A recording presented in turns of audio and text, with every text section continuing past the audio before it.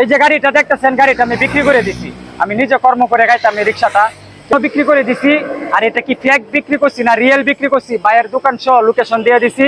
গাড়িটা কয় টাকা বিক্রি করছি, কেন বিক্রি করছি, এই টাকা কিসের জন্য, কেন বিক্রি করলাম, কাকে দিব টাকা, ভাইকে জিজ্ঞাসা করবো ভাইয়ে কয় টাকা দাম দিছে। ভাই এটা তো আমার গাড়িটা তো আপনি রাখছেন না? জি। আচ্ছা, আপনি তো রাখছেন, তা আমি কি উদ্দেশ্যে বেচছি কিছু বলতে পারবেন? আপনি জানেন কি উদ্দেশ্যে বেচছি আমি? যেটুকু শুনলাম আপনি কাউকে দান করবেন। আমি দান করবো কাউকে শুনলে?